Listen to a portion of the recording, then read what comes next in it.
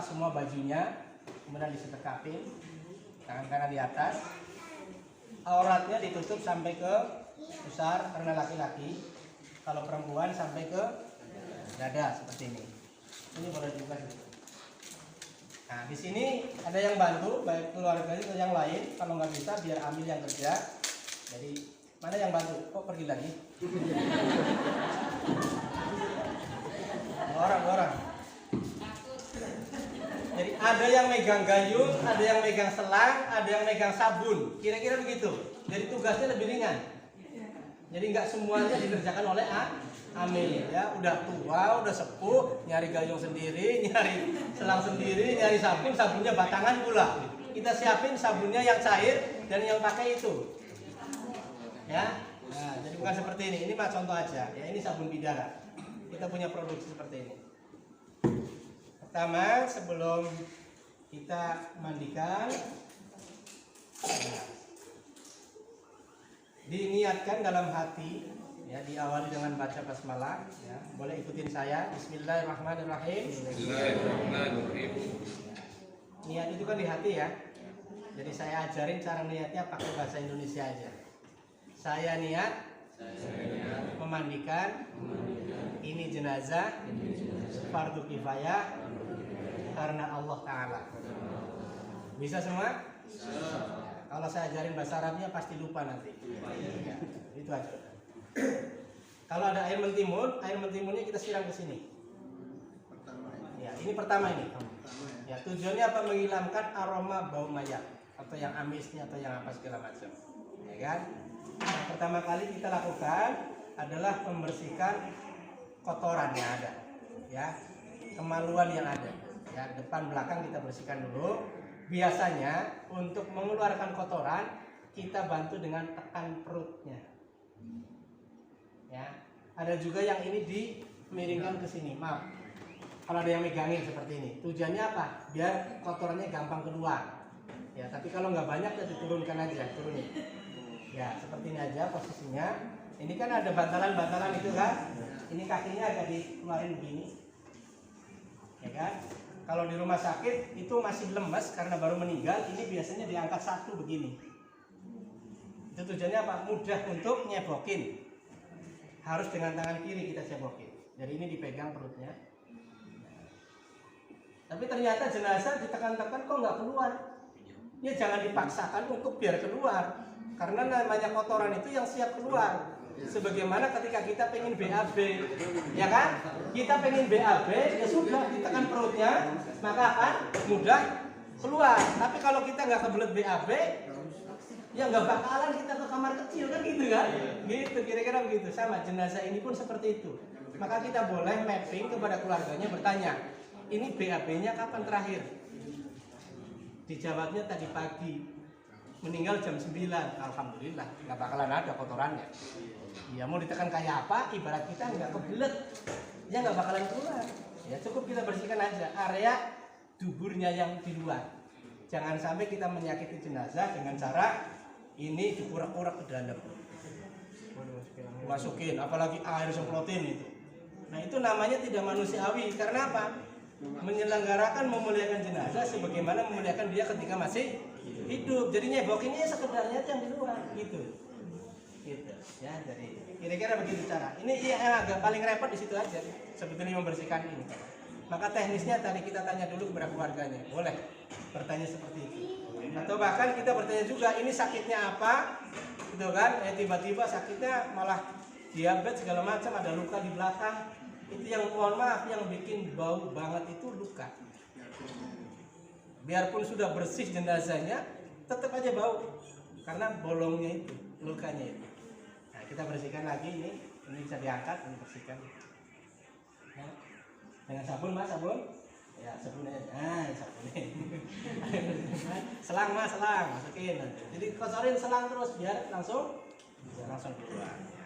Dengan tangan kiri, nggak boleh tangan. Ya, ini udah selesai, kita bersihkan lagi ini. Berikutnya yang kerja tangan kanan. Sebelum gebyar-gebyur, kita basuh dulu anggota-anggota wudhunya. Ya, mulai dari Man bedanya antara orang hidup sama orang mati itu di niat. Kalau niatnya orang hidup membersihkan, mengangkat hadas kecil, tapi kalau jenazah nggak ada niatnya sama sekali, sehingga ini cuma SOP cara mandi, sehingga caranya hanya digebyur-gebyur saja, nggak dibasuh-basuh saja. Untuk kumur maka cukup ini dibasahin, digunakan untuk membersihkan hidung, apa namanya, ya giginya kita bersihkan, mulut, hidung ya kita bersihkan, ya kemudian muka kita siram, ya wajibnya 1 kali, sunahnya 3 kali. Kemudian tangan ambil pakai selang boleh, pakai gayung boleh, ya. Kemudian kepala, ya, termasuk telinga, ya, 3 kali. Ya.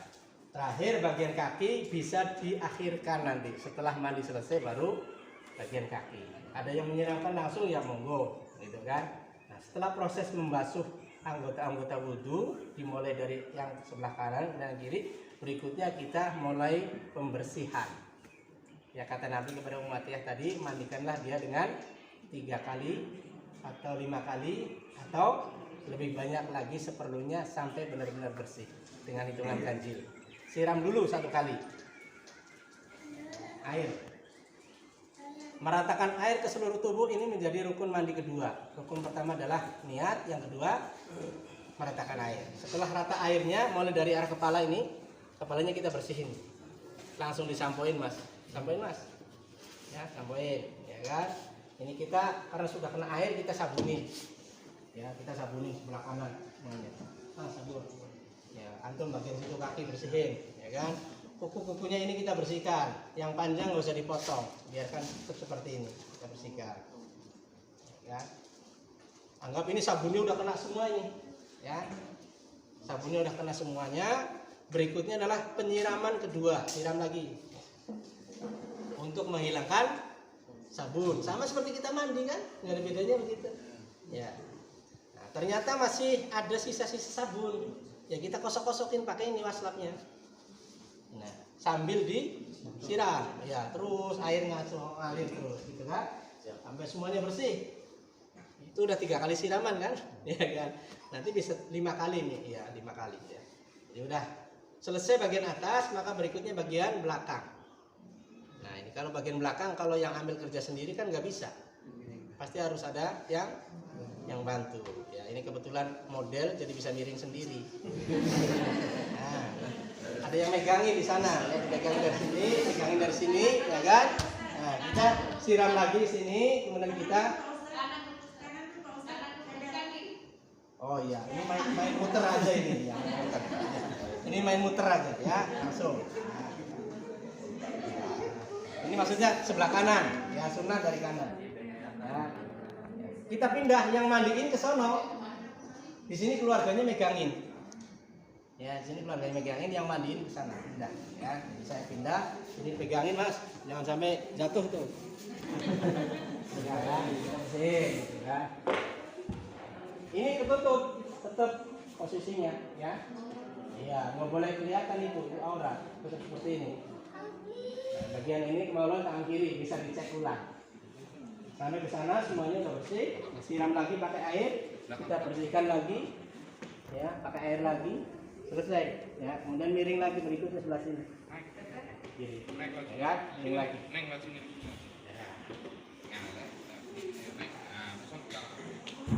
Oke, bersih. Ya, turun. Ya. Siraman keempat kita basuh lagi 1 kali lagi. Ya, dari air yang bersih, yang nggak mustakmal. Ya, bisa langsung dari selang boleh, atau ada yang khusus dari ember yang ada. Ya, siram semuanya siram. Masuk ini, menutupnya, tutup mas. Tutup semuanya udah. Nah, ini siram lagi, siram untuk menghilangkan bekas-bekas sabun yang nempel masih ada, kita siram masuk di dalam, bisa disiram lagi gitu kan. Siraman keempat, siraman terakhir ini siraman kelima dengan air dengan kapur barus. Kapur barus ini, kapur barus saja cukup, yang sudah dilembutkan. Ini masukin ke ember, kita siram dari atas. Ya, Allah maafir. Tadi terakhir disiram bagian kaki ya, sebelum disiram ini. Ya, siram. Nah, ada kalanya secara teknis ketika putranya almarhum ini, karena ini laki ya, berarti putrinya mau ikut mandiin, kita panggil sekarang. Ya, kondisi ini udah tertutup rapat, dia mau ikut mandiin, kita kasih air satu gayung untuk menyiramkan, ya mulai dari kepala. Ya, sepanjang prosesi pemandian ini kita mendoakannya Allah maghfirlahu warhamhu wa'afihi wa'afwan, karena itu yang ditunggu sama jenazah, ampunan Allah. Ya, kalau perempuan Allah maghfir, nah, udah selesai semuanya, ya udah beres. Maka berikutnya kita akan andukin jenazahnya. Anduk mas, tolong lepas.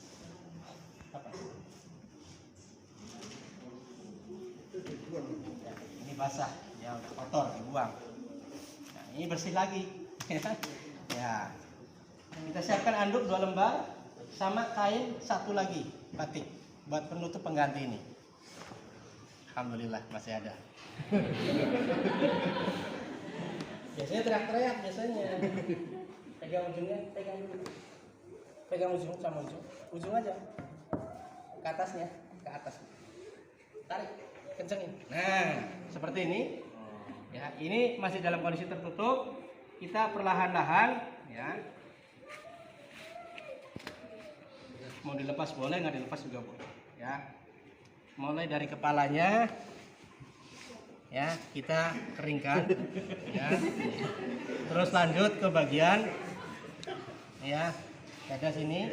Ini pelan-pelan menggantikan posisi kain ini, ya.